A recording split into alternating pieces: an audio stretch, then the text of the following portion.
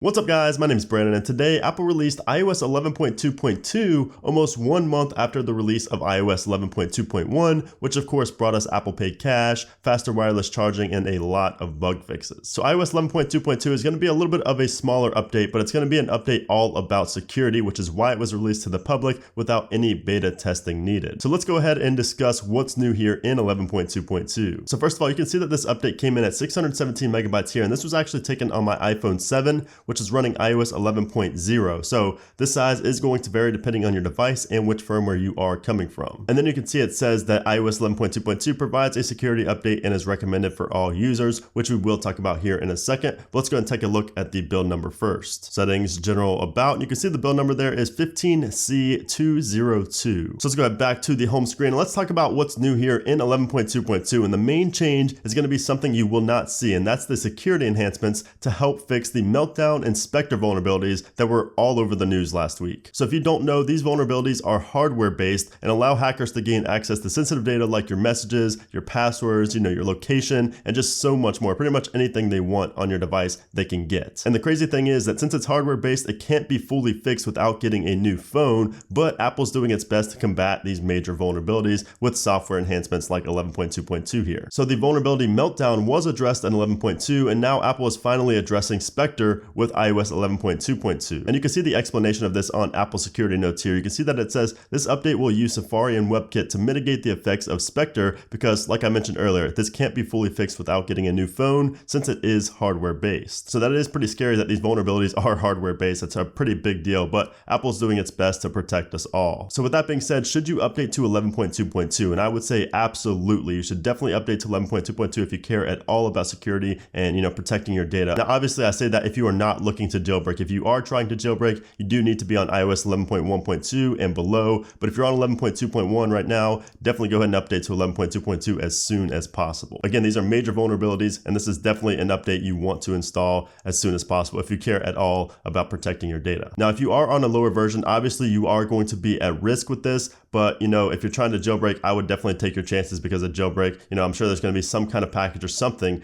that could help mitigate this as well. So I would not panic if you are on a lower version and you're trying to jailbreak. So just keep that in mind. I will definitely have more information as well if and when something like that does come out in a package in Cydia or something like that. But aside from the security enhancements, you're not going to notice anything else new here in 11.2.2. As far as battery and performance goes, it's pretty much going to be the exact same as 11.2.1. This does not address any kind of performance issues or anything like that, bug fixes. It's simply a security enhancement, a security fix that you need to install as soon as possible. But anyways, guys, that's pretty much it for this video. If you did enjoy it, make sure to hit that thumbs up button. Also, let me know if you have any questions or anything to say at all down in the comment section below. I will get back to you guys. Know I like responding to almost all comments. But anyways, thanks again for watching, guys, and I'll see you soon.